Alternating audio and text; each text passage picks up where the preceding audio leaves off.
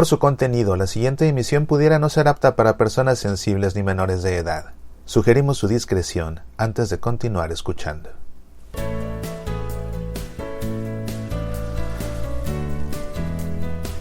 Se trata de un tema sobre el que no quería yo hablar, lo pensé mucho, pero comienzan a preguntarme. Hay muchas personas a quienes les interesa mi opinión como periodista católico, cosa que les agradezco profundamente.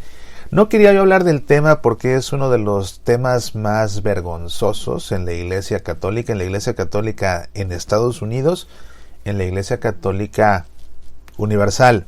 ¿Cómo es posible que un sacerdote, que es un depravado sexual mayúsculo, que abusa de niños, que se mete con seminaristas, que tiene una conducta inapropiada con adultos, llegue a ser obispo? ¿Cómo es posible que logre seguir en activo bajo el pontificado de 3 papas? ¿Cómo es posible que, habiendo recibido información sobre las acusaciones, uno de ellos lo nombra arzobispo nada menos que de Washington, D.C., una de las arquidiócesis más importantes de Estados Unidos?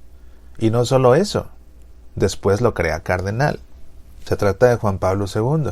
¿Cómo es posible que otro papa, conociendo también de las acusaciones, le permite seguir en activo? Incluso le extiende su gestión en Washington 2 años más. Se trata del Papa Benedicto XVI. ¿Cómo es posible que un tercer papa sabe de las acusaciones y lo deja permanecer en activo hasta que estalla una bomba mediática? En 2017, la Arquidiócesis de Nueva York recibe la primera acusación después de décadas de acusaciones. Es hasta 2017 que la Arquidiócesis de Nueva York recibe la primera acusación que involucra a un menor como víctima de un abuso sexual por parte de este cardenal. Abuso que cometió no como cardenal, sino muchos años antes, cuando todavía era sacerdote, pero aún así, con lo que el Papa Francisco le pide la renuncia del Colegio de Cardenales, ordena un proceso penal por parte de la Congregación para la Doctrina de la Fe, es declarado culpable y es finalmente expulsado del estado clerical.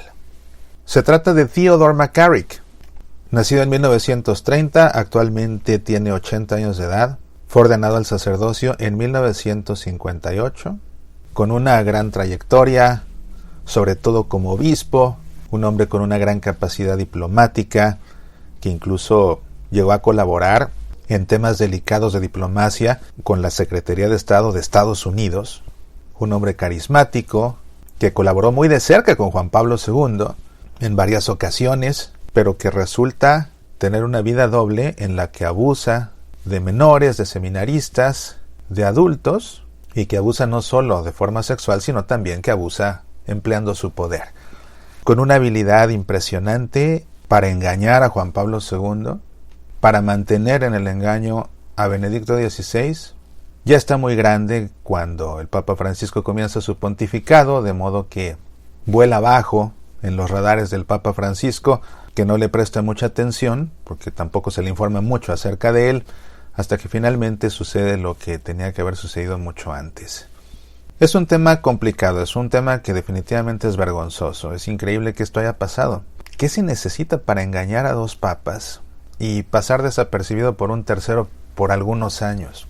Se ha conducido una investigación muy exhaustiva, precisamente para comprender qué es lo que sucedió. Esto, por supuesto, por parte de la Santa Sede. Y esta semana, el 10 de noviembre, la Santa Sede ha emitido un reporte en el que habla de toda su investigación. Y esto con el propósito de comprender qué fue lo que pasó, de exponer públicamente lo que pasó, de explicarlo, no interpretando lo que sucedió, sino a la luz de las evidencias recabadas, y en todo caso de reflexionar qué fue lo que se hizo mal para que esto no vuelva a suceder. Es un reporte muy extenso, alrededor de 450 páginas. Originalmente fue publicado solo en italiano. Lo leí desde el primer día y te confieso que se me revolvieron las entrañas. Realmente me sentí muy mal de enterarme de todo esto. Y también es una de las razones por las que me frenaba hablar del tema. Pero bueno, resulta que McCarrick, un individuo que fue capaz de engañar a Juan Pablo II, porque Juan Pablo II lo conocía, porque había trabajado con él, porque tenía muy buena fama, porque tenía muy buena trayectoria como obispo, porque el sacerdote que es el primero en acusarlo resulta también una fichita y resulta que él sí es encontrado culpable de haber abusado de menores, lo que le quita credibilidad a su acusación. Pero lo peor de todo es que el mismo McCarrick le escribe una carta a Juan Pablo II jurándole que nunca tuvo actividad sexual ni con menores, ni con mayores, ni con clérigos, ni con laicos, ni con nadie. Se lo jura, así tal cual en la carta se lo jura a Juan Pablo II. Juan Pablo II, siendo un buen hombre, cree en la palabra de un obispo a quien él conoce, de quien sabe y le consta que tiene una buena trayectoria pastoral.